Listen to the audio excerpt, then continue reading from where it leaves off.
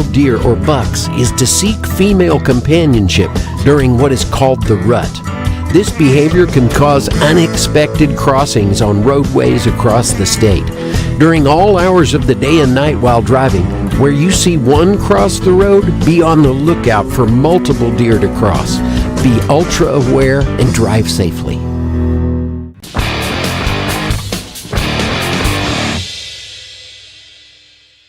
Everybody knows that Parks Motor Sales sells the best trucks and SUVs in the world, but you may not know that Parks Certified Service Department sells the best tires in the world for your Buick, GMC, or anything else. We have just about every brand of tire, and our service professionals will fix you up with the one that is perfect for your vehicle. And right now, if you buy 3, we'll throw in the 4th for free. The best deals on the best tires. Parks Motors is doing more to save you more. Parks Motor Sales in Columbia or parksmotorsales.com. We are professional grade. This is Del Kennedy, Front Porch Radio. I just love Holland's Pharmacy on Hatcher Lane. When I come in, they know my name, the service is friendly, and the price is competitive. Lately, I've had mobility issues and have been using a cane. They have a new drive-in window. Help for people like me to do business at Holland's Pharmacy. 931-388-4233. 931-388-4233. Hi, I'm Steve, the garbage man. By now you all know about Don, our service truck guy. Well, let me tell you about another member of our service team, and that's Mike Ashley. He's the guy you'll talk to when you call the office. Just call and talk to Mike one time at 931-540-0919, and you'll see why we're lucky to have him here at the Garbage Man. Thanks, Mike, for all you do to keep the Garbage Man first in service. That's 931-540-0919. You're not just a homeowner, you're cooling, built and tested to keep going. American Standard Heating and Air Conditioning, built to a higher standard. Call Davis Heating and Cooling at 931-388-2090 for all your home comfort needs. Davis Heating and Cooling is your local independent American Standard dealer and proudly serves the Murray County area. Find Davis Heating and Cooling online and on Facebook or call today, 388-2090. For 40 years, the Jewelers Bench has worked hard for their customers and provided the highest quality jewelry at the best price. They keep going back. Recent renovations have allowed them to expand their inventory. More high-quality jewelry, custom vintage and estate pieces, and professional jewelry and watch repairs. They also buy gold. The Jewelers Bench, still here, still great service. 808 Trotwood Avenue, Columbia. Hi, I'm Kelly Dobson, owner of Caring Hearts Home Healthcare here in Columbia. For over 20 years, we've proudly served our community, locally owned and operated, providing trusted care you can count on. We support seniors, individuals with disabilities, and even short-term care after surgery. From personal care to homemaking and companionship, our team is here to help you or your loved one live safely and comfortably at home. Call Caring Hearts today at 931-381-5470 or stop by in person, 1121 Trotwood Avenue here in Columbia. Hey, this is Seth Moss at Tennessee Valley Equipment, a premier FAE PrimeTech, Bandit, and Shurex dealer. We are your dealer for all of your land clearing and forestry mulching needs. We sell equipment, provide repair service, and parts along with a rental fleet of mulching equipment. We also offer mulching teeth, blades, and sharpening. Our number one priority is getting you up and running as quickly and affordable as possible. Tennessee Valley is located at 300 Santa Fe Pike in wonderful Columbia, Tennessee. Stop by or give us a call today at 931-981-9812. Farmer Johnny here, Taylor Family Farm. I want to give y'all a little look-see. We raise 100% non-GMO, grass-fed beef, pasture chicken, and pork on our family farm. Everything that we grow is raised with love and care to ensure the highest quality and nutrition for our family and customers. You can shop online at TaylorFamilyFarmTN.com or visit our farm store in person at Etheridge, Tennessee at 301 Dave Reisner Road. That's TaylorFamilyFarmTN.com for more information.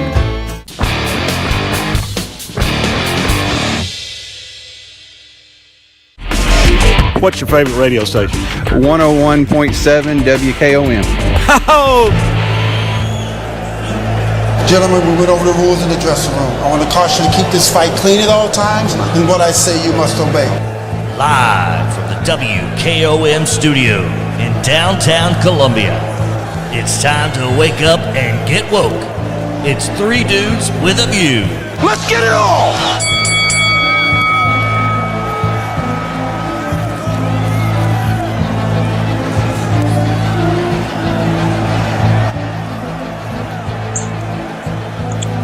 Mike, can you hear me? Good deal. Good morning, folks.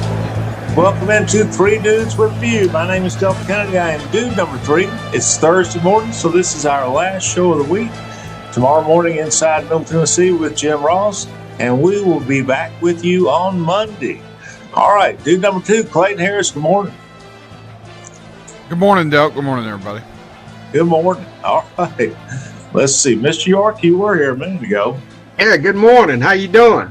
Dude number 1, Mr. Jim York, good morning. How are you? There you go. I'm hanging in there. Yeah, operator. Like a hair on a biscuit. Operator error on my end. Sorry. Welcome in, Mr. York, dude number 1. All right. 25 years, my colleague in the U.S. Attorney's Office in Nashville. His blood runs deep blue. Mike Roden, good morning. Hey, good morning, everybody. Good morning. And Ron Hart's not with us, but son of Ron Hart is with us. Jeb Hart, good morning. Good morning. All right, folks. Hey, it's been a really short week. I don't know where this week went, but it was only Monday that the White House had an East Wing. I mean, it was a carport. Oh, please. Have you actually seen what they have taken down? It's a carport. The entire thing has been demolished. And on what authority? None. He doesn't need any authority. He just does what he wants to do, Yeah. And see, this is another example. And before the show started, I was listening to John Meacham talk on one of the TV shows. And he made some excellent points. This is another one of Trump's things that if he had just followed norms, if he had just not acted like, an adolescent or even an infantile and just do whatever he wants to do whenever he wants to do it, if he had just gone through the proper channels, some people might be upset about it, but it certainly wouldn't be this huge bugaboo now. And so he could have brought in the National Historic Trust. He could have brought in the White House. The White House is exempt. The White House, he could have brought him in. He could have brought in Congress. He could have brought in the White House Preservation Society. He could have done all those things that were done when there was major renovations done to the White House in the past. Instead, he just takes a frickin' bulldozer to a building that is ours, not his. When Nixon ripped up the floor to put in a personal bowling alley, that was Harry Truman first. First, that was Harry Truman, and secondly, Harry Truman redid the entire inside. The space was already there. All he did was renovate it. The bottom of it. The space was already there. He didn't have to demolish anything. It's the people's floor. It's the people's floor, hardwood floor. True. And maybe he should have done more. But if you can't see the difference between a modification and a destruction, I'm sorry, I can't help you. Okay, here's audio from CNN regarding the White House renovation. Sounds like they're building another wing to the White House, but we appreciate you keeping your focus. You can't even imagine, TJ. It's going to happen for the next 2 years. All of the banging, the jackhammering, the dust, the confusion, the noise of all places to do construction is happening right here, the front lawn of the White House. It's a 4-year renovation project. Estimated cost, $376 million. That was in July of 2010. $376 million renovation funded by us, the taxpayer. Yep. Great hypocrisy. I would rather this be funded by the taxpayer through Congress authorizing, because now with private donations, first, I'm not sure we know who these people are. Secondly, what do they want in return? This is a bribe. Hey, the fact the fact that you two came on here and this is the first thing that you're complaining about shows how out of touch Democrats are. Completely out of touch you are. Completely out of touch. Again, this is one of these things. Fake outrage. Fake outrage. Just keep on thinking that, because I think no kings, right, Mike? No kings. It's very important. That's right. He's acting like a king. This is what I'm saying. He is doing whatever he wants to do whenever he wants to do it, and no one's going to stop him. He's acting like a king, and then you wonder why we protested last Saturday. We have no Congress. Old white men protested on a Saturday. Congress are mute.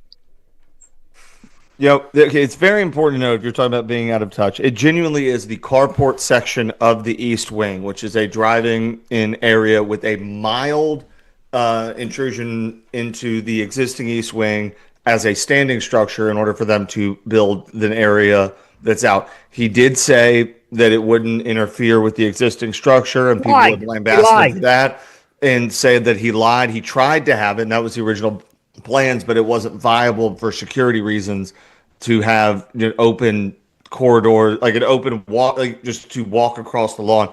But and again, when people, this is a thing where with Trump that people start to just go down a rabbit hole where like he lied. He said something that he believed, like he was like, yeah, this is the design. He showed the design. Like, no point did anyone ever care? Because honestly, no one really cares that much. Y'all are just choosing to care this much. He's got the White House looking like a red light house. Don't love the gold. Repute. Don't love the gold. All that false gold. I guess he's getting it from China, huh? Well, first, somewhere. I don't recall anybody ever saying that we needed a new ballroom. But if they did, and we needed one, let's assume for the sake of the argument that we needed more ballrooms. We can only host 140 people. Let's assume for the sake of the argument that we needed one. Again, go to Congress, say we need to do this, appropriate some funds to do this the proper way, get permits, do all the things that you need to do when you're building something that doesn't belong to you, that it's on loan to you for 4 years.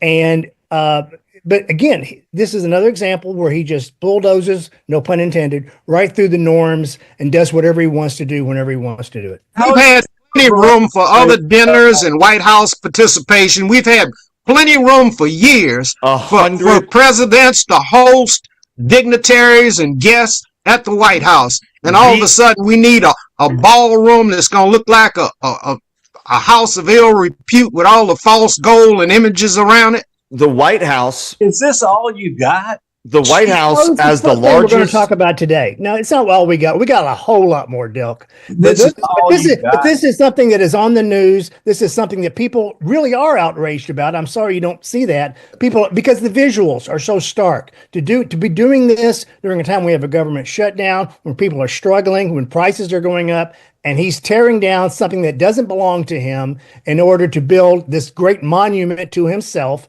with private donations. We don't know where they're coming from, and that they're going to want something back in return. It's grift. It's grift, and people see that. It may be a. No, people don't. In the grand scheme of things, this may be relatively small of his sins, but it is something that is very visual, and people are paying attention to it.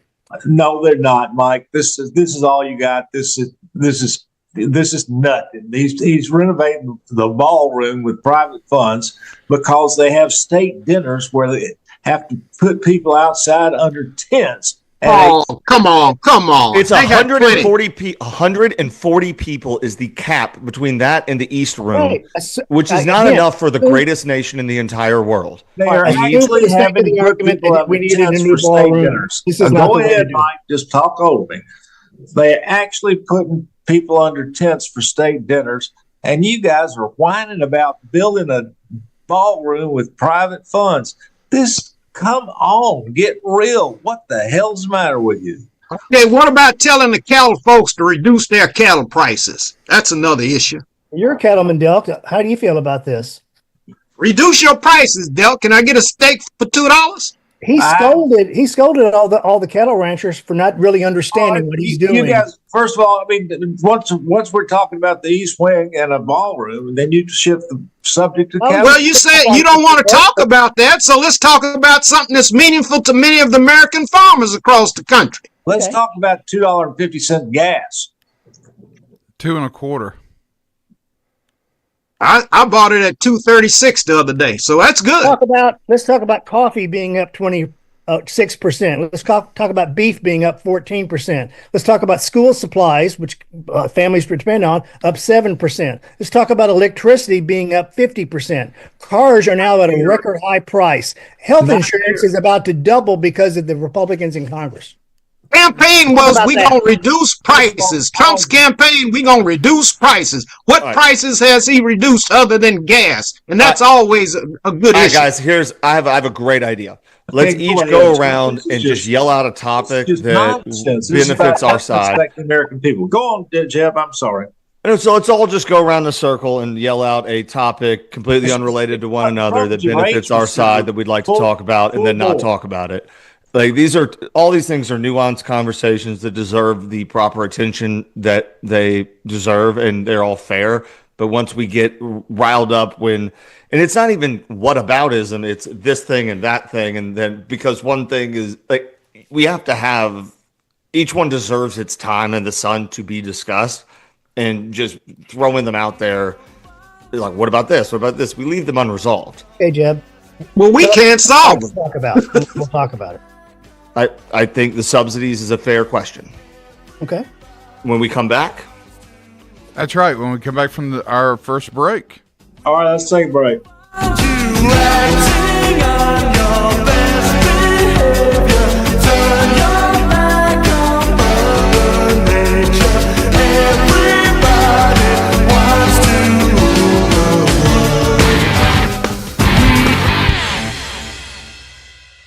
We are going to break. This is the greatest radio station, the most highly respected radio station in southern Middle Tennessee. We love it. 3 Dudes with a View, and we'll be right back.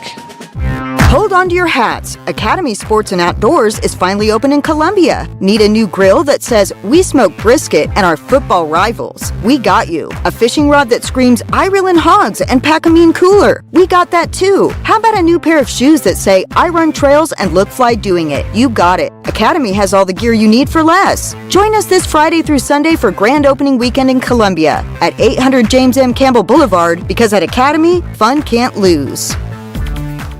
Murray County volunteer firefighters provide fire and rescue services to Murray County residents like you. I'm Savannah Madison, Public Information Officer with Murray County Fire. Our department serves over 600 square miles, and as a volunteer department, we rely on community donations to operate. You can also support by joining our department. We help you obtain the certifications to become a support member or firefighter. Learn more about making a tax-deductible donation or becoming a firefighter at murraycountyfiretn.org. That's murraycountyfiretn.org. Hi, I am Terry, owner of Tillis Jewelry in Columbia, Tennessee. When Rick and I discovered that our store, nestled in Columbia's oldest building, had been a jewelry store since the 1850s, we knew this was the right place for us. Constructed in 1830s by the Irish immigrant Patrick McGuire, this building has witnessed generations celebrate love, milestones, and memories. It's more than brick and mortar. It's a cornerstone of our community's heritage. Stay tuned for the rest of the story. This is Mark Curry at the Trailer Store. We are a local, family-owned business. Every day, I work with my wife, Susie, my mother, Becky, and my son, Justin. We offer a full line of lawnmower trailers, utility trailers, stock trailers, and a full line of trailer parts. We also offer service. Come see us at 1021 New Lewisburg Highway. Call us at 931-381-2795. That's 931-381-2795. Hi, I'm Matt Perales, manager of Murray County Equipment. We help you with all your agriculture and construction equipment needs. We carry a full line of New Holland tractors from compacts to high horsepower. We have a full line of Gravely mowing equipment. We also have New Holland construction equipment, attachments, and accessories for your tractors and a complete parts department. We are locally owned and operated. Come see us at 1075 North James Campbell Boulevard or learn about us on Facebook or contact us at 931-490-8183. This is Elk Kennedy. A few years ago, my wife Mary Susan and I decided to redo our study. I wanted the same comforting earth color green my grandmother had in her study when I was growing up. We didn't even have a sample. Mary Susan went to see Zeke Maddox at Columbia Paint and Wallcover. He had my grandmother's color card on file from 1959. Today, her great-great-grandchildren play and laugh under that comforting green. Columbia Paint and Wallcover, Zeke Maddox, 931-388-2806. Debbie Matthews grew up and lives in beautiful Columbia, Tennessee. As a realtor, she is well-versed in homes, neighborhoods, development, and schools. She wants to share her love of her home state with others to help them find just the right place to raise a family, open a business, or develop a dream. From luxury listings to land, she can handle it all. She is the current leading producer, Nashville Realty Group. Contact Debbie Matthews Realtor at 615-476-3224. That's 615-476-3224. We are a championship school, and school is in session. He'll go on the toss to Jam. He cuts it back. He's got a first down. He's got a touchdown. Join us Saturday as the Crimson Tide head east for SEC action against South Carolina. Our coverage begins at 11:30 on your home for Alabama football, the Crimson Tide Sports Network from Learfield. Sweater weather is here, and so are the savings. Let Hiller prepare you for the coziest, happiest winter yet. With $99 tune-ups and zero interest for up to 48 months on select HVAC replacements, we'll make sure your family stays warm all winter. And this October only, take advantage of $50 off any plumbing repair. Don't wait. Claim these offers at happyhiller.com today. Call the Happy Face Truck today. I'm on my way, I'm making it.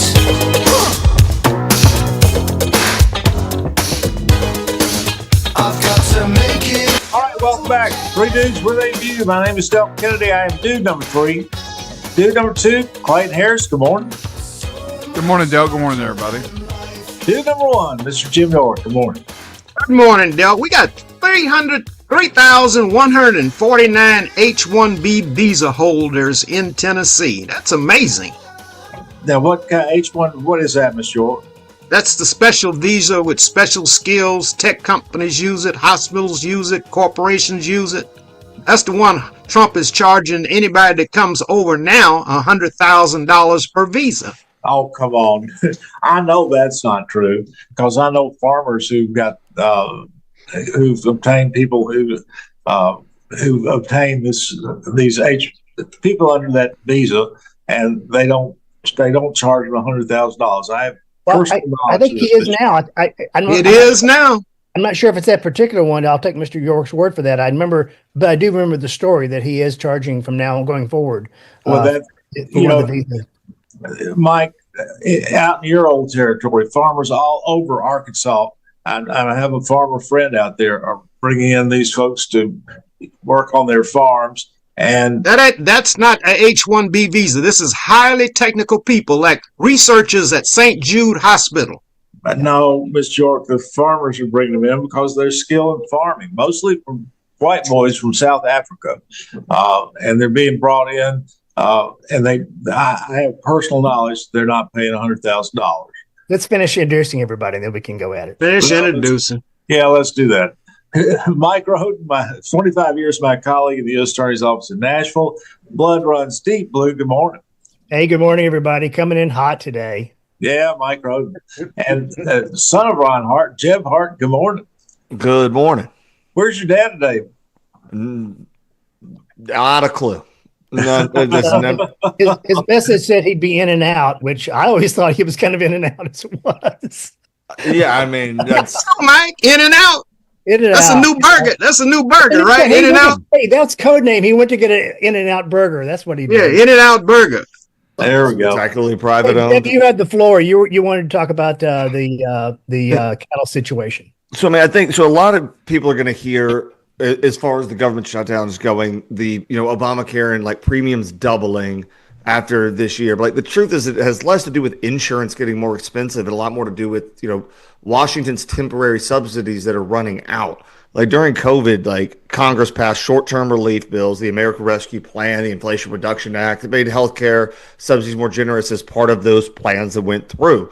And, reasonable in principle and obviously noble in thought. But right now, the ACA plan costs about 600 and something bucks. I forget what it is, but it's per month. And the typical person pays about 115 or 110 or whatever it is.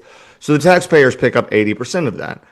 And before the subsidies, the taxpayer paid close to like 30%.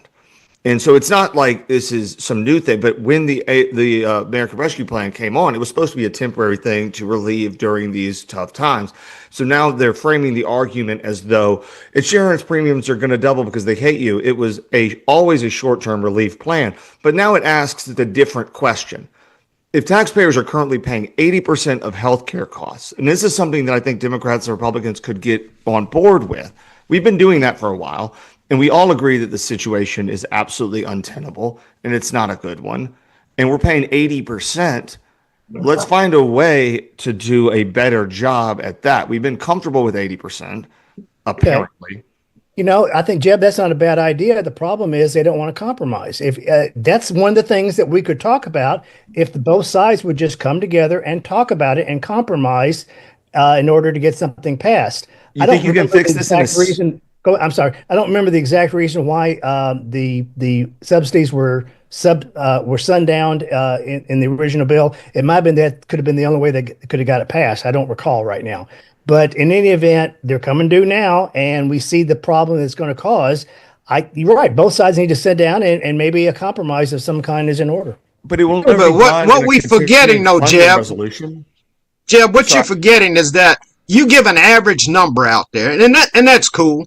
But people pick insurance. I'm an older guy, and I pick my insurance based on my ailments and how often I have to see a doctor. My company offered an insurance program that I could not participate in because it would take so much out-of-pocket costs. So I didn't subscribe to it. I bought my own plan. So it depends on people's illness, people's state of health, their income, and the type of services that they gonna need to pick an insurance program. And all the subsidies are not 80%. Some of them may be, some of them may not be. All right. So with all of this, what we're talking about is the stark realization that everybody, and it's what I tell my son regularly, is that you need to recognize that at a local, state, and national level, there are no solutions, only compromises, only trade-offs. That's true. And recognize that for what it is and have empathy for those you speak with who do not understand that reality. Because people point to a solution, they're like, this is a fix to the problem we're talking about right now. And you're like, okay, cool. There's some ripple effects down the line over here that we're probably going to need to discuss. It's not a fix-all. And so, yes, this is never going to be a perfect solution. If we gave, global universal healthcare, which also universal, it's not paying for aliens, but both illegal and planetary. That just nationwide healthcare would have done just fine. But when we do that, great. There will be problems with that too. It's trade-offs across the board. You have to understand that and not pick one. Try to fight. Like, it's the same thing within a marriage. You're allowed to fight as long as you're fighting towards, you're supposed to fight, actually, because most marriages end when 10,000 fights didn't happen. But if you're fighting towards the same thing, that's a good thing. When you are fighting and you want to go to different destinations, you lose yourself. I agree with you that solutions are not perfect. When it's like squeezing a balloon. You squeeze one end, another end pops out. But we have to do the best we can in our society to try to help the most people we can. Some people may not like any of the solutions, and they're free not to like any of them. But a lot of people are being served by this ACA program with the subsidies. And if we stop the subsidies, people's insurance is going to skyrocket and they're going to be sick. And I have this problem. I always think, if I'm an employer, I want my employees to be as healthy as possible. If I can't afford to buy them insurance, then I'd like to see them get insurance based on their income. Well, you can't expect a high performance employee body working when they are ill. Mr. York, what you don't understand is if you drop the subsidies, then the price of insurance will drop as much as the subsidy for the insurance. The subsidies only raise the cost and raise the price. If you cut out the subsidies, the price will drop that much. Let's talk to the insurance companies. That's where we ought to start. Correct. Ask them to drop their prices, and then the subsidies won't be so high. Correct. I don't know if there's any guarantee of that. Maybe in the long run, but in the short run, people are going to be hurt. What's that, Mike? I said I don't know that there's any guarantee of that. Maybe in the long run, but in the short run, which is how people live, they're going to be hurt by it. Well, that's a huge problem with all of this. Is I'll that give you a perfect example, though. I recently, after my wife's death, I need to see a psychiatrist, and the first one I engaged, he took insurance, he took Medicare, he took all that stuff, and he was $650 an hour. And then I switched to a different psychiatrist, and with no insurance, just me paying out of pocket, was $250 an hour. That's what the subsidies do. The system is broken. I grant you that. The system is broken. And it is funny that every civilized country, every country, first world country, has some kind of form of national health care except us. And nobody who's ever had it has ever said, "Oh, this is terrible. Let's go back." Sure, there are problems. There are problems. There are problems in Canada. There are problems in the UK. But they love it. They don't want to give it up. Okay, so I think if we negotiate with insurance, if the Congress, supposed to be a most powerful body in this country, if they would sit down and get these insurance people, they could bring some prices in line. I'm not sure how they could do it, but I think they can negotiate. Cut the subsidies, they'll lower the price, Mr. York. It's just that simple. The issue that is currently at hand, and you said it very well, Mike, that people live right now. We're living right now, and the problems that are going to happen are right now. But if you dilute yourself into the moral position of saying that we can fix this problem right now without a long-term solution, it's wrong. And the long-term solution is a lot more complicated.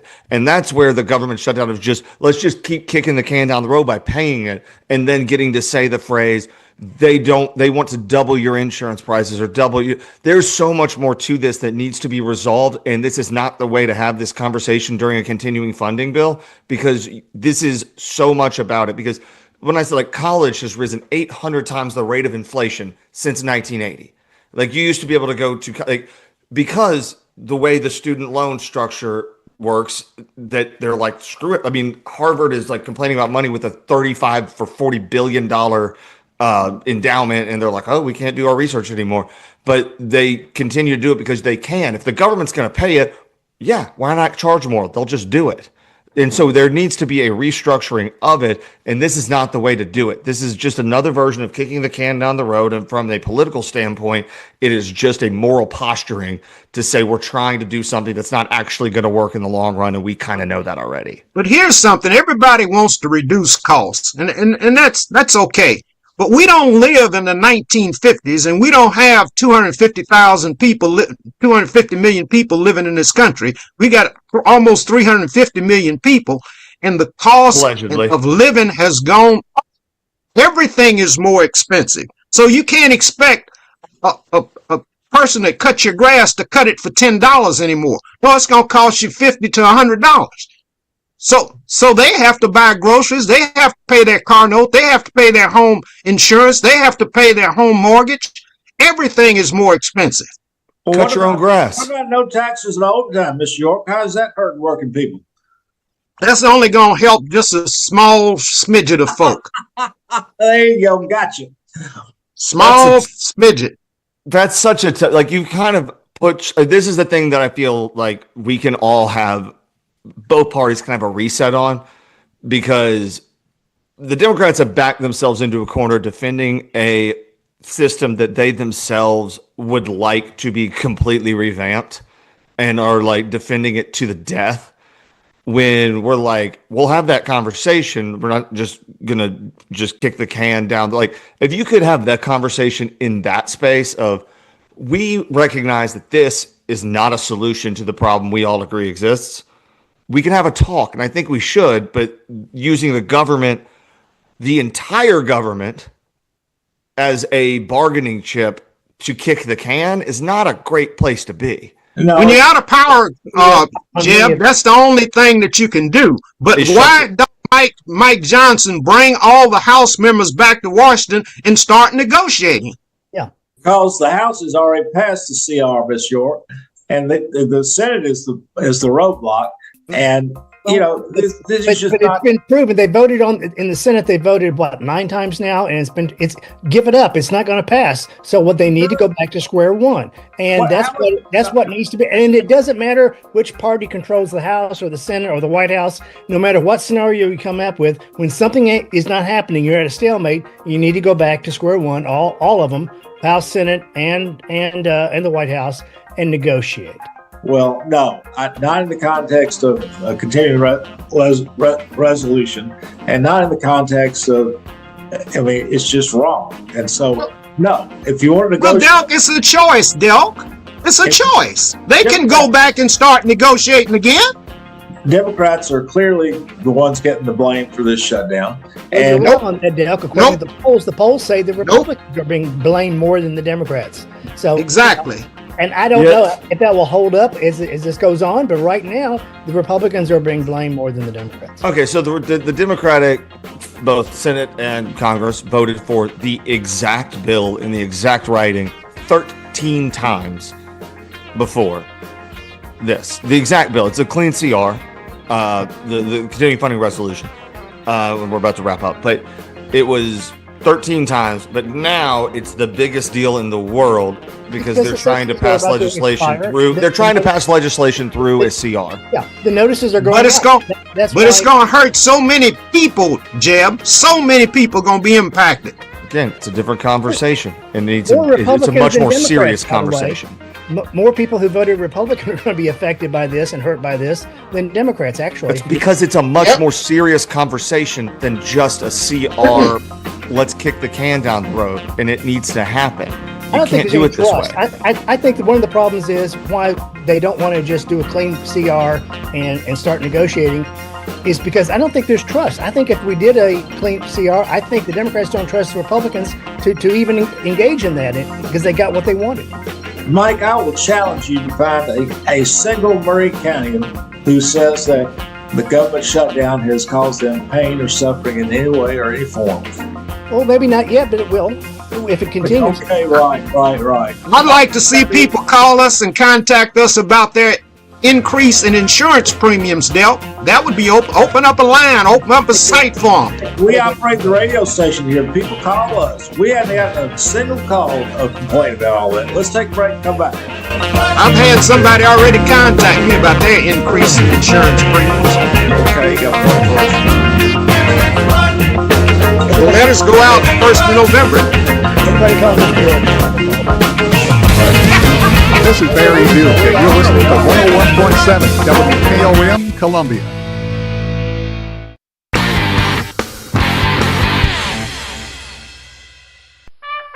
We are going to break at WKOM. This is the greatest radio station, the most highly respected radio station in southern Middle Tennessee. We love it. I'm on Deadman's Bend at midnight when my gas light pops on. I see a gas station ahead. Just my luck. Or is it? I walk in. The attendant lifts a bony finger towards me and croaks, "You want a Halloween jumbo bucks?" I whisper it terrified, "No." And as I leave, he asks the lady behind me. She says, "Okay." And then... She won $75,000! Scare up some cash with the Halloween Jumbo Bucks instant game.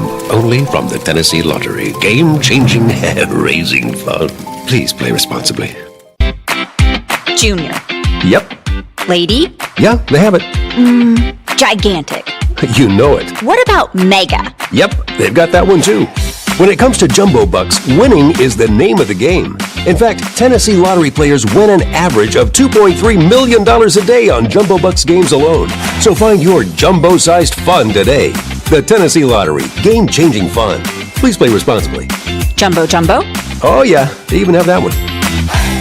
Do you have trees that need trimming or removed? Do you have stumps that you want grounded? A1 Tree Trimming and Removal is a family-owned and operated business local to Columbia and Lewisburg. They also service surrounding Middle Tennessee. We are licensed and insured and provide free estimates. No job is too big, no tree is too small. Give old Luke a call or text Luke at 931-359-3113. Or you can check them out on Facebook and tell A1 Tree Removal that you heard this ad on the radio. If you love America, then you will love A1 Tree Removal.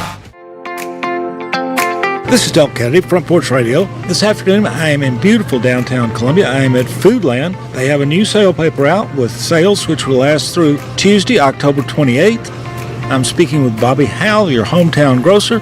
Bobby, what's happening at Foodland this week? We got T-bone steaks, $5.99 a pound. Whole pork loins, boneless, $2.19 a pound. 4-pound box of catfish fillets, $14.99. Halloween pumpkins, $4.99.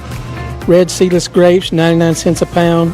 Bush beans, 5 for $5. Chili beans, 4 for $5. Red goat tomatoes, 5 for $5. Wow, and that's just a sampling of the specials at Foodland this week. And don't forget, folks, Foodland has the best meat department in Maury County. If you don't see what you want back there, just knock on the doors and tell the butchers what you want, and they'll have it out to you pronto. Bobby, have a good week. Thank you, and God bless.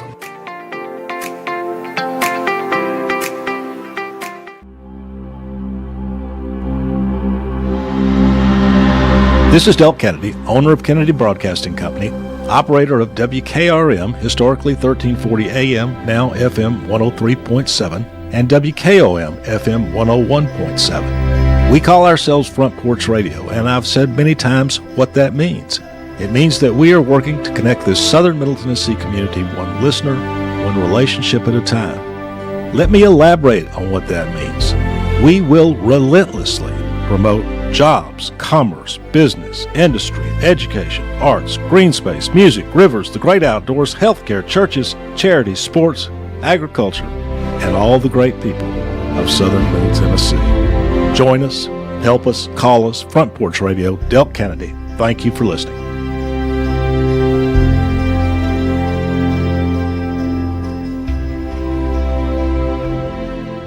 Hi, I'm Morgan Luck, a local licensed insurance agent with Health Markets Insurance Agency in Columbia, Tennessee. Turning 65 and choosing the right Medicare plan for you can be confusing. Let me help you find a plan that best fits your needs and budget. Call 615-586-9906 to speak with a licensed insurance agent for a free appointment, virtually by phone or in person, to review your specific needs and help find a plan that's right for you. Health Markets Insurance Agency Incorporated is licensed as an insurance agency nationwide except in Massachusetts. Service and product availability may vary by state. Agents may be compensated based on enrollment. No obligation to enroll.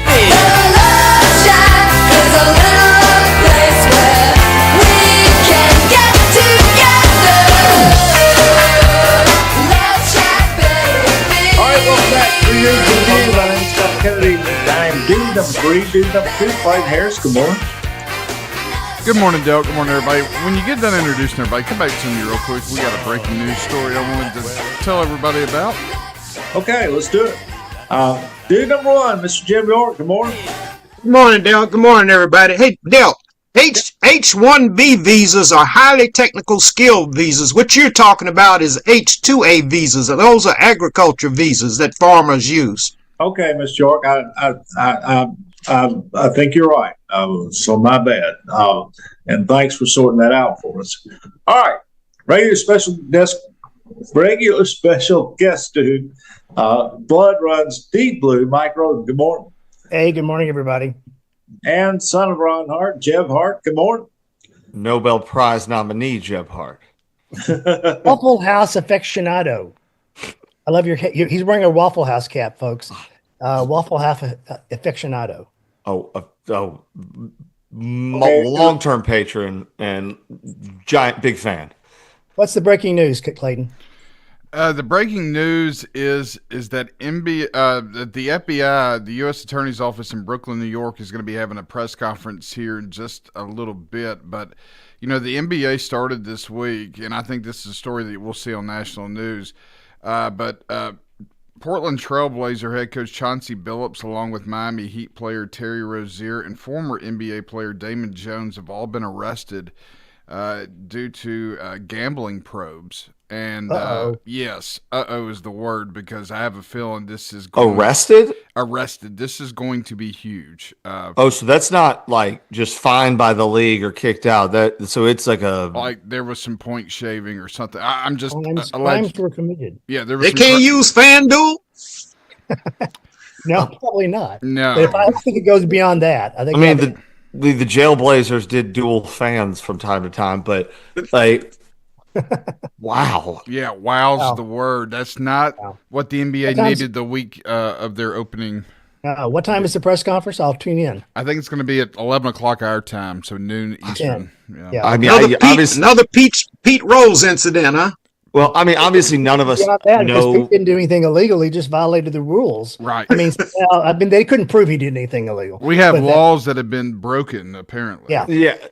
None of us know enough about this to have a strong position on it. But if we want to, extrapolate hypothetically, like the Pete Rose thing, he wasn't in a state where sports gambling was legal. So, like, obviously, he had a bookie and whatever. It's kind of a thing that we all knew.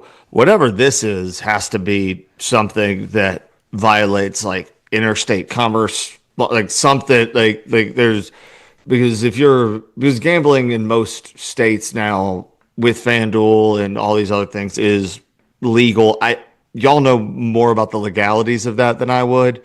I just know the states you can do it in, the ones you can't, and when the app, like when I went to North Carolina. When I was earlier this week, tried to place a bet on my FanDuel thing. It said I couldn't do it, and so I didn't do it and carried on my life. Yeah. But I just wonder what it was that they did, and I don't know if like point shaving, like how would that, like from a legal standpoint, like just if it was like completely true that they were like, all right, here's what we're gonna do, boys. We're going to shave this off, and it was provable. Does that violate anything once it becomes? Yeah, it violates all kind of rules, Jeb. It violates the NBA rules and everybody. I know it violates the NBA rules. I know it violates the National Trust. I know it violates all that. But it would be a crime as well. I can't cite you the statute, but it would be a crime. And a federal crime, I think, if it's done over interstate commerce. I mean, the wire fraud, basically. Yeah. All three arrests happened separately this morning. One was in Portland, Oregon, one was in Las Vegas, and one was in Florida. Yeah. I guess the way I'm thinking about it is, and this would be the lawyer portion that I would need y'all's help with, is that like back in the day with Pete Rose, like you could only sports bet legally in Las Vegas. And so like he was dealing with like a bookie that he had and his whole thing. And so if you're having it in 3 different states, 3 different arrests, and now it's also legal and legislated in multiple states, like you're violating different people, not just like the league rules. Obviously, he violated the league rules, but it depends on what they're going after. People have run numbers in this country before the lottery existed for years and years and years. Yes, that's my question. And a lot of people didn't really attack and go look for number runners. They let it go. That's my thing, is that now it's legislated. Let's not speculate. Let's wait to see what it is, then we can discuss it on Monday. Yeah, I would very much like to get y'all's opinion on it because, none of us know exactly what it is, but I just was hypotheticalizing because now that it's legislated in multiple states and multiple states have different rules and different things, I just don't know what the gravity of all that is. I mean, this is the first time, to my knowledge, that I can ever remember anyone in U.S. professional sports history where a active head coach has been arrested for a gambling probe. Yeah, I mean, for some reason I can hear everybody else very well, but your volume's down. I don't know. I can hear you fine. Yeah, you're fine. You're fine. Okay, all right. May just be my voice this morning, Delp. Might be your ears, Delp. I got a story for us. What this reminds me of something that, and I'm not going to say his name, but this was 15 years ago, maybe. A black gentleman who had the numbers business, basically, and wore a pair of overalls, an old beat up truck, and he had the numbers game wrapped up for Columbia, all towns outside of Nashville and Middle Tennessee, and the IRS finally got onto him, and they discovered that he had $7 million deposited in various banks around the Middle Tennessee, and also had a skybox for the Titans, and a bunch of pictures of him in a $2,000 suit with a couple of honeys on each arm. No pictures. Never have pictures. And again, I said let's not speculate, but I'm going to speculate here. What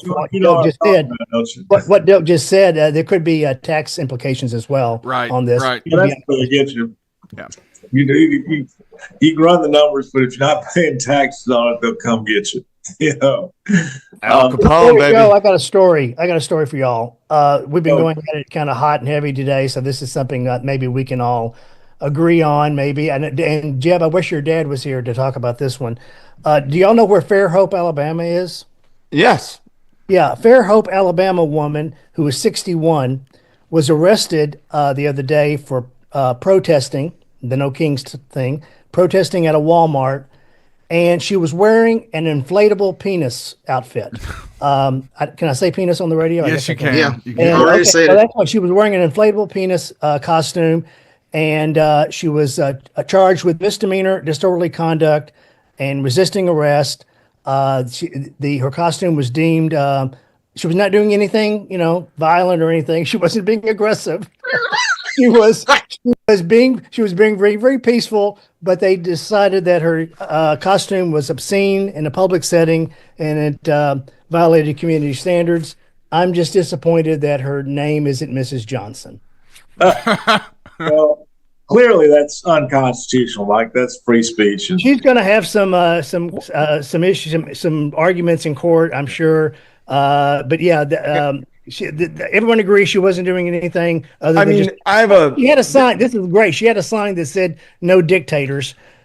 It's solid pun work. Solid pun work indeed. But I have a question for the attorneys here. So like when my boys were little and they're being still around naked, and it was old. You can't just walk around naked in a public. 32 is probably past the point. It is, but I'm just saying that, like, is there a statute on, like, all right, at this point you can't be just hogged out in public? I think most people look before puberty is okay. After puberty, it's a no-no. I don't know if there's any specific statute that has any state has a statute that would have a age, but yeah, I think Mr. York is right. I agree. I agree. Like on a moral, like I would never let him do it. Take up one last thing that I waited till you were on, Mike, so Miss York wouldn't be by himself. But y'all suggested on Monday, even Miss York suggested that Trump's poll numbers were falling. Now, all I'm going to talk about is Murray County, and because that's what I know. Other places, they're high in Murray County. I'm sure. Well, you're sure they're falling? I'm sure they're high. Oh, they're high. They're high here. Yeah, I would totally concede that. I'm talking about nationwide polls. Nationwide. Know about that. Here in Murray County, Trump won by 70%, and if anything, Clayton, he's probably be 80% if the election was held again today here in Murray County. Oh, no, yeah, probably. God, no, I don't know. I don't know about that because, sometimes people change their mind. They might vote for a different president and the rest of the Republican Party, and I can say that because I've actually observed that. Yeah, I think it's what you're seeing nationwide. A lot of people voted for Trump because the border was a problem and and inflation they felt inflation was very high, and it was, but it was coming down, but they didn't feel it. But those are the two main issues that people voted for Trump on, who weren't just diehard partisans. And I think a lot of people are saying we don't like all this. We don't like all this confusion, all this chaos, breaking of norms. And they're suddenly reminded of why they didn't like Trump in his first term. Well, but Mike, Trump would still get 70% in Murray County today. I'm sure he would. Again, I'm not disputing that. I'm just talking about nationwide. He's at 37% according to the AP. If they turn out, Del, I don't know. We've had low turnouts, and I don't know if they'll turn out to 70%. And Ms. York, you're on the election commission, and we appreciate your service there. I mean, I don't know about the rest of the country, but I think we all know about Murray County, and Murray County still gets 70% or better. All right, we're about to be out of here, folks. We will be back with you on Monday, tomorrow morning, this time, this station. Jim Ross, inside Middle Tennessee, and we'll see you Monday. Our Bureau says they don't know about the soybean issue yet. They're still hoping for negotiations. Breaking news this hour from Town Hall. I'm Rich Thomason. Tragedy befalls the family.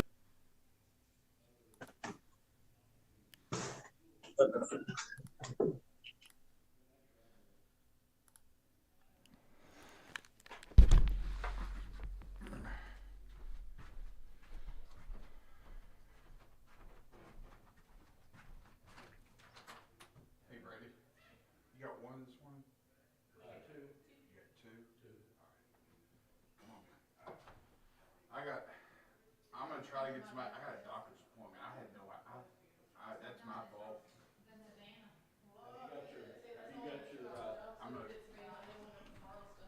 You got your boys coming? I didn't. Did you tell me last week you were coming today? If you did, I don't know. I think I did. I dreamed I did.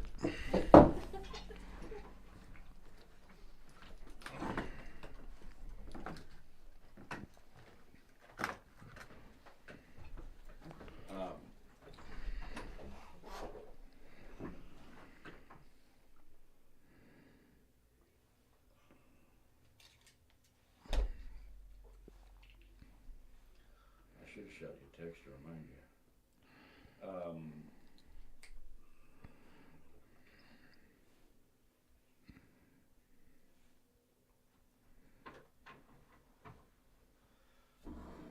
Well, if it's an issue, we can reach out to John and Christy and the new guy and see if we can reschedule them for next week. I just texted them and I got a doctor's appointment with Franklin at 10. Oh yeah, you're late. But I can go ahead and get this going, this first one going for sure. Okay. Do I need to go ahead and text them and tell them? Yeah, go ahead. Any chance that well, he's got some. I got two guys that are supposed to that work part time for us, and I'm checking to see if I can get them in here real quick. Just give me a signal as soon as. Yes, ma'am. Absolutely. If you can't work, and I'll shoot them a text. Okay. I want to see this ring real quick. What is this? State championship ring from Central. Lovely. Thank you. My son has a Camellia Bowl ring from MTSU. Oh wow, yeah. What year did he play? 2017, 2018. Well, 2017 season. Where did he go to high school? Charles County High. Okay. He played for Coach O'Connor? Mm-hmm. He did. Love those things. Yeah, oh yeah. They've had a lot of success down there. I came from down there, so I know. Oh, okay. All right, number 5. If you'll just make sure, pull the microphone in front of you, and we should be good to go. All right, Brady, you ready? I'm ready. Here we go. And welcome to another edition of Mule Day Monday. And here's your host, Brady Carr. Good morning, Muletown. I am thrilled to be able to talk about something that is near and dear to my heart this morning with all of you wonderful listeners. When we started the journey of Mule Day Works scholarship program several years ago, I was ignorant of the impact that CTE has and what Maury County Public Schools offer to the students and to industry and to everybody else here in the county. So I'm joined here this morning with Miss Amy Roberts, Career and Technical Education Director for Maury County Public Schools, and Tristan Brown, College and Career Readiness Coordinator. And we're going to talk about education and trades and everything to do with that. And I'd like everyone to reach out to their school board member and visit and find out, go online, find out exactly what is available. We're going to share some of that with you this morning. And Amy, you want to introduce yourself first? Yes. Tell us about Amy Roberts. Sure. I'm Amy Roberts. I am the Career and Technical Education Director for Maury County Public Schools. I've been in this role since April of 2022 and have 2 children who have pursued careers that they have been skilled through career and technical education. So I'm a strong believer in the work that we do and the impact that it has on our students and our community. You're also a multi-generational education family. Yes, that is correct. My mother-in-law was an educator for many, many years. I have a sister-in-law and a brother that were educators. So everybody from Culleoka that is of a certain age will know Miss Judy. That is correct. And, everywhere we go, everybody knows Miss Judy. Yeah, I always smile when I think about it. Our oldest daughter was named Judith, and when she showed up, Miss Judy said, "Oh," she saw her name, and she didn't know that she was particular about my name is Judith. So she said, "Oh, another Judy." And she's in kindergarten now. She just boiled up right quick and said, "My name is Judith." I always got a kick out of that. She did too. So welcome to Mule Day Monday. Tristan, tell us, that is a That is quite a kind of a business card filler of a title. Can you break down? Well, first introduce yourself and where you come from and all. You're new with Maury County Public Schools? Yes, just hired on in July. Awesome. So tell us tell us about yourself first, and then tell us, what does that do? What does that title entail? Well, thank you. I'm excited to be part of the Maury County Public School System. I have been a marketing educator for 17 years, both in Rutherford County and Williamson County, and excited that this opportunity came up to where I can now be a big part in connecting industry with our teachers and showing them what we do in the classroom. And that's a lot of times where the disconnect is that all these employers are like, yeah, they're teaching the high school and thinking it's straight subjects. Like, no, we've got great industry programs being taught in our schools, and they're ready to explore what's their next steps. So that's kind of where my role comes in, is showing the work-based learning opportunities that our high school students are taking part of currently and how that can expand with our employers and our industry partners. Having those conversations and going, hey, this is how we can open the eyes to our students that healthcare is not just doctors and nurses, but it's a whole community around it supporting that hospital or those locations, and what other opportunities could be there for them. So that's our work-based learning program. I also work with the Work Ethic Distinction Program. I have been part of working with that for over 5 years now. And that's typically what our employers are coming back and saying, hey, we need good quality employees. And the question came back going, okay, what's quality? Yeah, define that. We can't train for it if we can't define it. And so everything they told us was pretty much our work ethic standards. And so our work ethic distinction encourages our seniors going, hey, show that you can show up every day, show up on time, get the grades that we need you to get. And learn to live on Lombardi time. There you go. Correct. Yes. So we celebrate those students, and we ask employers to help us celebrate them as well by being partners and saying, hey, we will interview these students that have shown those work ethic qualities, and even participate. So you're giving them a leg up. So you're saying this student is exhibiting these traits. So when you're kind of giving them a reference, if you will, to the employers. Yes, sir. That's awesome. That's awesome. Amy, I know a lot of people, myself included, when I was in school, it was called vocational school, vocational classes, or shop class, right?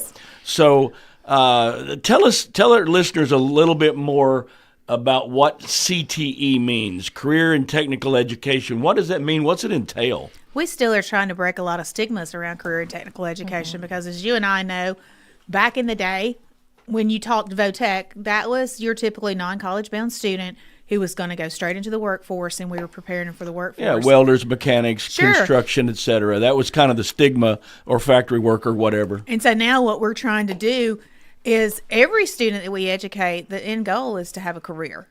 And so as Tristan hinted on when we talked about work ethic distinction, CTE teaches so much more than just the skill of the class. There are 16 career clusters the state of Tennessee recognizes, and we offer instruction in either 14 or 15 of those career clusters. Actually in Maury County. And it's very diverse because our schools are diverse, and because of the difference in size. Some schools have larger offerings than others, but there is CTE presence at every one of our schools, and it's growing. The last computation I did, I think over 90% of high school students in Maury County are taking at least one CTE course, and that's amazing. That's a great percentage because CTE, the career in and of itself in our name, is applicable to every student we teach, because whether you're going to go straight into the workforce, the military, 2-year, 4-year degree, the end goal of that's a career. And we're teaching not just the skills that apply to the program you're in. Of course, in the health science program of study, we're teaching the health science related skills, but we're also teaching those soft skills that Tristan talked about on work ethic distinction. We're teaching group work, how to work as a team, how to get along with coworkers, how to show up on time, present yourself professionally to those around you. Our CTE programs of study all have what's called CTSOs, which are their clubs. And in those clubs, they compete against other schools in our district or in our region, and then ultimately the state and sometimes the nation. We've been very successful in our competitions, and we have sent students to national competition. But a lot of times that competition is not just skill related to that program of study. It is things such as speaking and knowledge bowl and teamwork, team presentation, and such as that. And so every student benefits from CTE, not just that student that back in the past we would have thought, oh, you're just going to work. Right. I want my brain surgeon to have gone through Practical CTE. application, Yes. real life experience Yes. of some kind. Yeah, I have a neighbor down at the lake who has he's now he's retired. He's orthopedic surgeon, and he began his summers while he was in high school and college working on a carpentry crew. And he says, we and him were chatting about it, and he said those skills transform directly into orthopedic surgery, because he said it's really, you're taking things apart and putting back, you're putting things back together. There's a lot of, and so it's amazing. So you mentioned there were 16 different segments of CTE recognized by the state. You also mentioned that different schools have different capacities, That's obviously. correct. I mean, Central's got more than Culleoka or whatever. So can you share some of the detail of what those 16 are? And maybe also, too, if a student is at one of the smaller satellite schools, Mount Pleasant, Hampshire, whatever, can they go to Central and get specialized training, or are they stuck where they're at? Okay, let me see if I can do this. Of the 16, I loaded a lot up on that question. That was like 3 questions. We do advanced manufacturing, agriculture, architecture, and construction. We do business, digital art and design, audio visual. We do marketing, health science, cosmetology, barbering, human studies. We do some cybersecurity now as a dual enrollment with our TCATs. Culinary. It's hard when you start thinking about them all, and I'm remiss to miss some. I know we do engineering, we do advanced STEM applications, and so I know I've missed some somewhere, but it's so... That's a lot of ground, though. Just that alone is a lot of ground. And it's so far and wide that we start early. We start in the middle schools with students, and we have labs in all of our middle schools that, depending on the high school that middle school is going to feed into, then we offer introductory work. So those students aren't going in blindly trying to make a decision in high school as to what program of study pursue. A student that's going to Central High School has already worked in a lab at Whitthorne or Cox Middle School that had some practical application of every CTE program that we offer. So maybe they think, I want to go into the health science. We actually have phlebotomy arms in those middle school labs that have fake blood, where those students have to hit a vein and draw blood, and also stitching, suturing on that fake arm. And we've had students. It's funny when you go visit those labs, you because think you really like something until you actually have exactly. to And do so, it. and it's in CTE. It's just as important that students figure what they love is what they don't love, because I can tell you when I went into the 9th grade, I did drafting. I wanted to be an architect, and I'm going to age myself here. I started out on the drafting tables, but midway through my high school career, we went to the automated drafting on the computer.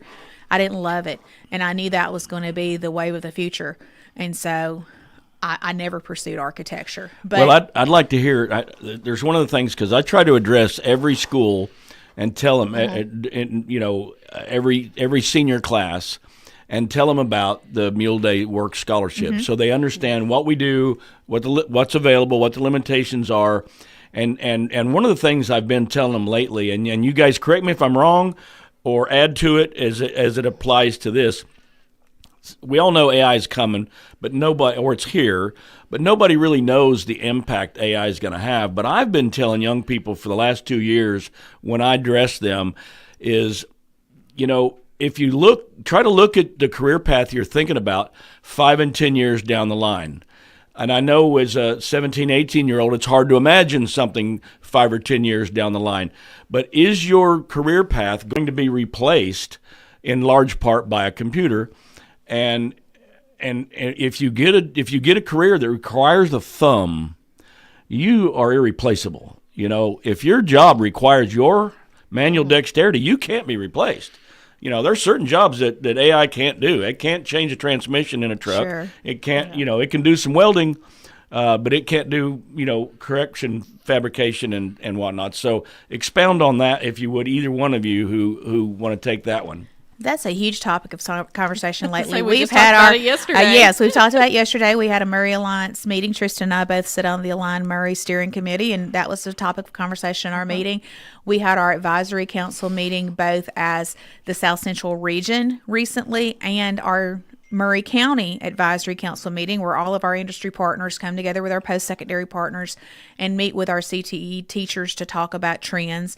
And AI has come up at every one of those conversations. But the overwhelming consensus has been you still have to have the human component to AI. AI can do things once a human has given direction on what to do. Like on my job, I'm not going to lie, have I used ChatGPT before? Absolutely. But I had to put in a quality prompt to develop a graphic or whatever the case may be.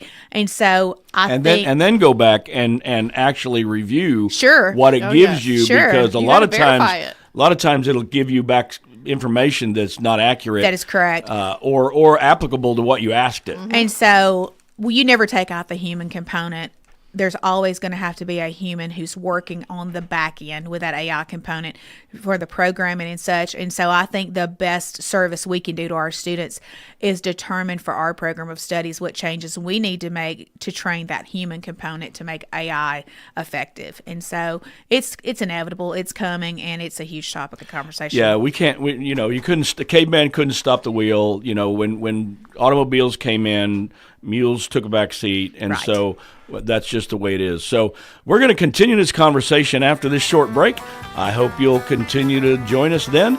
And we're going to talk more with Amy and Tristan about what Murray County Schools has to offer to you and your loved ones.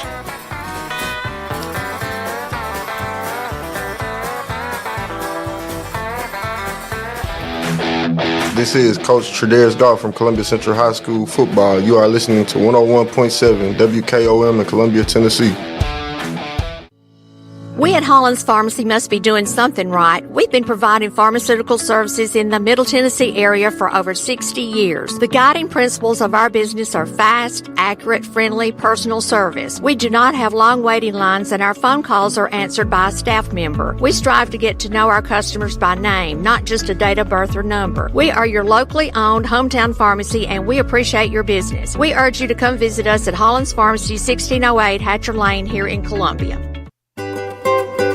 For 40 years, the Jewelers Bench has worked hard for their customers and provided the highest quality jewelry at the best price. They keep going back. Recent renovations have allowed them to expand their inventory. More high-quality jewelry, custom vintage and estate pieces, and professional jewelry and watch repairs. They also buy gold. The Jewelers Bench, still here, still great service. 808 Trotwood Avenue, Columbia. Hey, this is Derek Ransom with 10 Pin Alley, voted #1 family entertainment center in Murray County. We offer 32 bowling lanes, giant arcade, laser tag, bumper cars, and a full cafe and bar menu. We also specialize in group events, kids and adult birthday parties, company parties, sports team parties, and holiday parties. We're located at 322 East James Campbell Boulevard in Columbia. Call us today at 931-381-BOWL or visit us at 10pin.com. 10 Pin Alley, it's where the good times roll. In today's uncertain world, you can never be too careful about your family's financial future. That's why the Parker Group, a part of Baird's Private Wealth Management, is offering a free second opinion on your financial plans. Let us review your current plan, and we will identify any gaps and offer suggestions to improve it. Please call the Parker Group at 931-548-3737. That's 931-548-3737. Robert W. Baird & Company Incorporated does not offer tax or legal advice. This is Mark Curry at the Trailer Store. We are a local family-owned business. Every day, I work with my wife, Susie, my mother, Becky, and my son, Justin. We offer a full line of lawnmower trailers, utility trailers, stock trailers, and a full line of trailer parts. We also offer service. Come see us at 1021 New Lewisburg Highway. Call us at 931-381-2795. That's 931-381-2795. Farmer Johnny here, Taylor Family Farm. I want to give y'all a little look-see. We raise 100% non-GMO, grass-fed beef, pasture chicken, and pork on our family farm. Everything that we grow is raised with love and care to ensure the highest quality and nutrition for our family and customers. You can shop online at TaylorFamilyFarmTN.com or visit our farm store in person at Etheridge, Tennessee at 301 Dave Reisner Road. That's TaylorFamilyFarmTN.com for more information. The generations that have paved the way for us deserve respect, integrity, and compassion. This is Kelly Dobson, owner of Caring Hearts Home Healthcare. My grandmother and mother started this business in 2005, and I was honored to take over in 2012. Licensed and insured, we help our aging community stay in the comfort of their own homes. Online at CaringHeartsHomeHealthcareLLC.com, by phone 931-381-5470, or in person at 1121 Trotwood Avenue here in Columbia. That's Caring Hearts Home Healthcare. Hello, I'm Rick Whitley. And I'm Daniel Pollard from Jones & Lang Sporting Goods. We would like to take this opportunity to thank all of you for the many years of support. Since 1966, Jones & Lang has been locally owned and operated and supplying teams from T-ball to college. Stop by and see what we can do for you. We offer a wide variety of services from silk screening and embroidery to our custom trophy and awards department. We're open Monday through Friday, 8 to 5, and Saturday, 9 to noon. Remember, Jones & Lang Sporting Goods, the look of a winner. Hello, my name is Zach Maddox. I'm a proud third-generation owner-operator of Columbia Paint and Wallcover, founded by my grandfather, Ralph Maddox, in 1946. We offer a variety of paint and wallcovering products, but our passion is customer service. We can offer many personalized services and can come out to your house or business if needed. Come visit us at our Columbia location or our new Spring Hill location behind Church of the City, or visit us online at paintcolumbia.com. This is Coach Devin Simler from Columbia Central Baseball. You are listening to 101.7 WKOM in Columbia, Tennessee.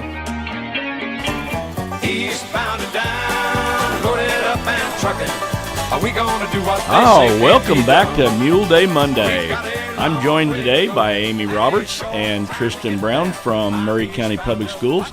And Amy, you were expounding on a long question I threw at you a few moments ago before the break. You want to finish your thought on that? Before we got to talking about AI, you had posed the question about what about a student maybe at Santa Fe that wants to pursue a program of study that we don't offer at their school. And you've actually touched on a dream that I have for Murray County, that just because of physical size at our campuses and because of staffing restrictions, we can't offer every program of study at every school.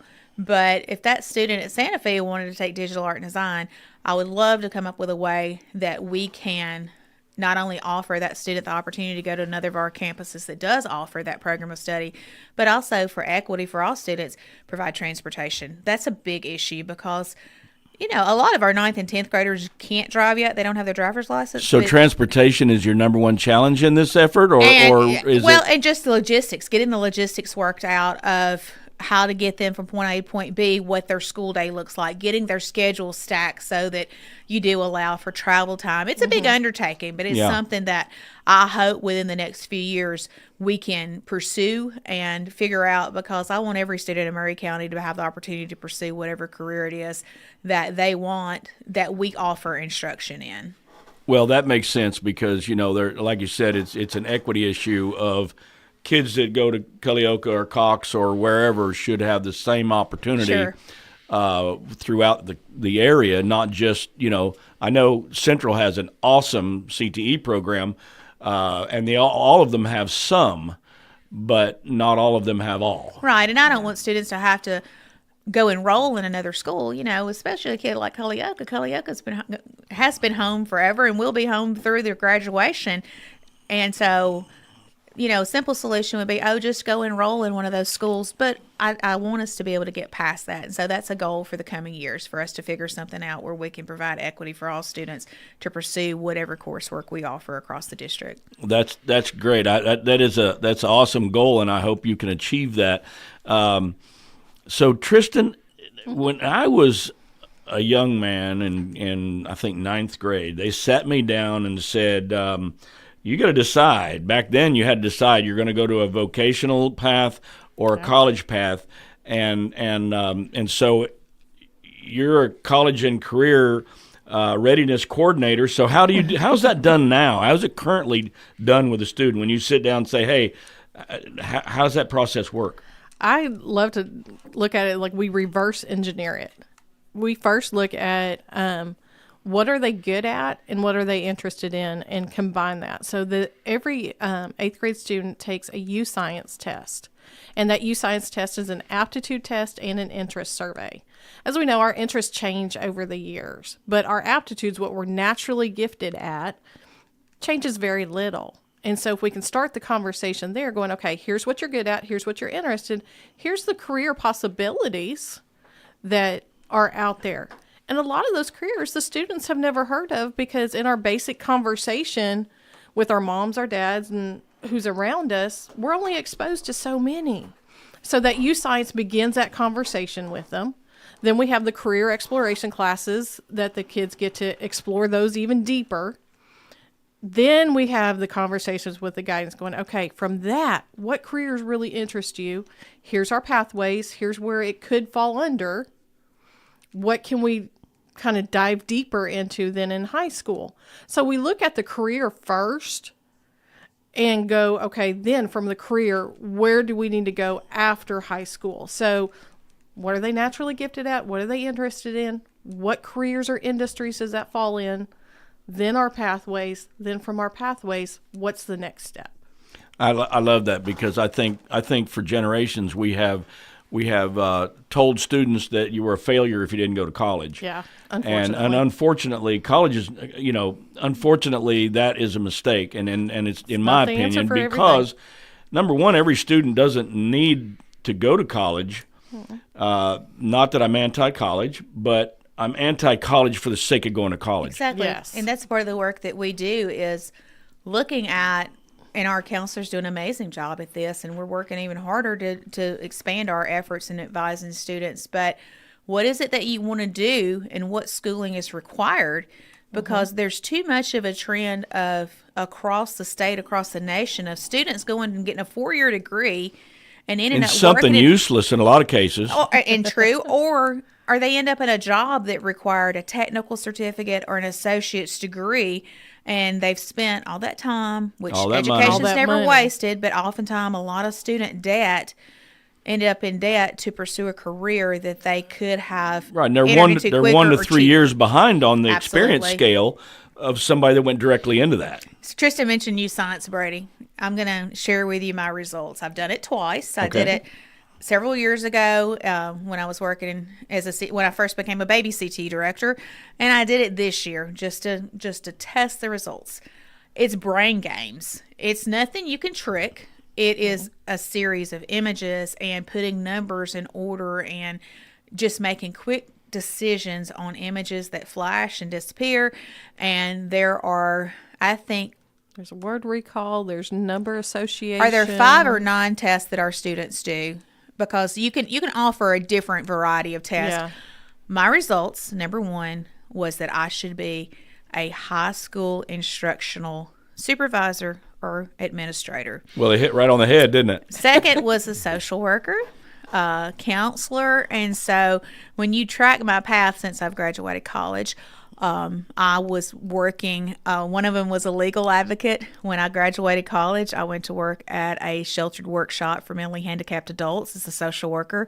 I moved on to Saturn, where I ended up in the legal department as a legal advocate for customers who had issues with their vehicles. And then I ended up back in my first love, which was education, and I went through the path of being a high school teacher, high school principal, assistant principal, and ultimately an instructional supervisor for career technical education. And so it's spooky.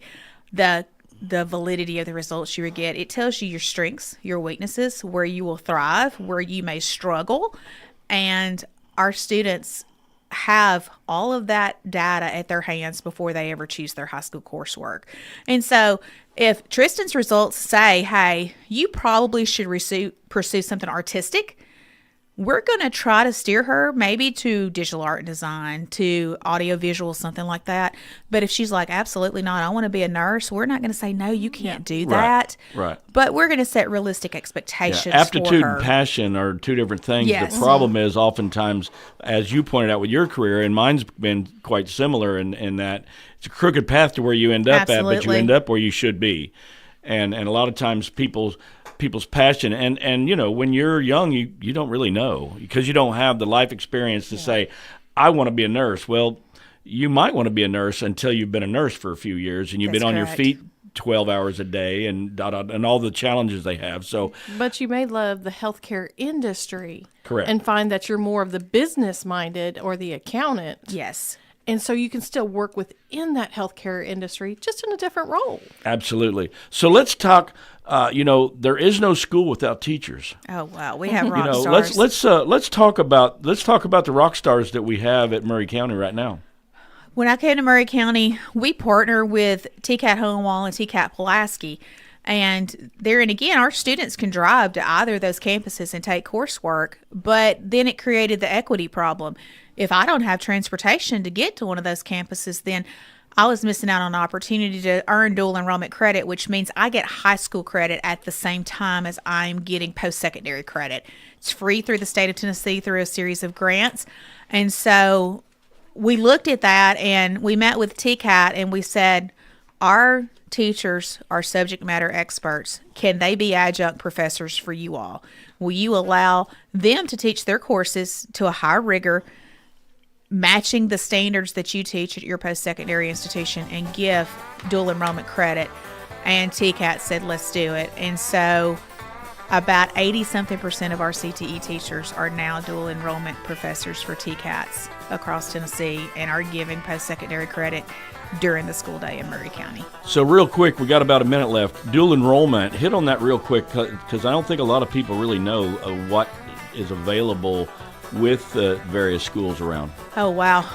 It's going to take more than a minute. It's going to take more than a minute, Brady. So we will have to come back to that one. But it's just typical, like whatever CTE course I'm sitting in, I'm earning hours toward a TCAT credential at the same time that I'm earning high school credit. And they also, like I said, they can do it here at Murray County School.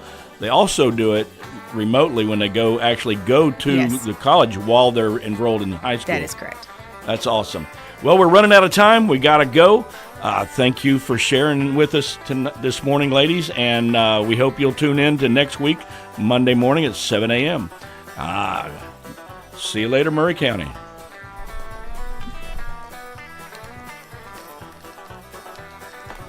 Got that one done. Mule Day.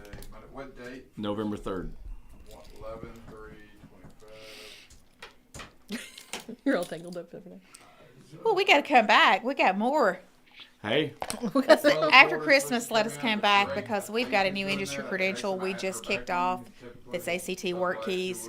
That in and of itself could be a whole segment. Okay. You guys let me know because that's you know. Let us get back after Christmas and get going and see how our kids are progressing. And we'll be glad to come back and talk about that. And I'd love to bring a couple of our teachers that are really knocking it out of the park on these industry credentials and believe in them and talk about those. Cody. Yes. Cool. Well, it's I don't see John or anybody here yet, so. Well, it's 9:34, so. Yeah, it's they got a little time. 9:40. Good seeing you all. Thank you. Good to see you. Nice meeting you. Thanks, man. Tristan will I'll remember reach out. to text you next time. Yeah. Do it. Have a good day. See ya. You too. Drive safe. Say running. And you are? Landon Seacrest. Landon, I'm Amy. Nice to meet you. Tristan Brown. Nice to meet you. Nice to meet you. Nice to see you again. Yes, nice to see you again. All right, Tristan. Tell me your name again. Landon. Tristan's name stuck in my mind. Landon, you're going to have, hopefully, they're supposed to be here, 3 CTE teachers roll in. Okay. From Columbia Central. You were a Spring Hill kid, I hear. Yes. What CTE did you take at Spring Hill? Honestly, I can't remember. It would have been like Miss Gerald's marketing, or ag, or health science, or cosmetology, or I think it was marketing. with Miss Gerald. Yeah, because when I went to college, I was initially going to do marketing, but I did broadcast. Gotcha. But we Mhm. didn't have like broadcast. When I was in high Nice. school. Yeah. So, And we only have it here in Murray County at Central. Mhm. So, Battle Creek's wanting to get into it a little bit as an outlier. They've got a teacher there who has a little bit of broadcasting background, and they're going to try to offer it as a one out for that teacher to teach a little bit of broadcasting while he's teaching. We actually have two. One's criminal justice and one's engineering. So, I didn't know they had that background. I can understand that with Shetler though. He seems to have that. Shetler, yeah, he's got got that very that. deep voice. He's got the and- broadcasting Oh, voice. yeah, he does. Or like me, have a face for radio. Yeah. Yeah, I'm sitting here snotting today. My eyes are watering. Allergies. I scratched my eyeball yesterday with a contact. It got something under it. Yeah. And my eyes been watering all day. And I'm like, I'm glad there's nobody seeing me on this. I did do that.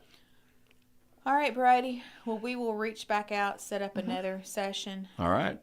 But thanks for that. I love that plug you let me put out there for. I'd love to have a technical center.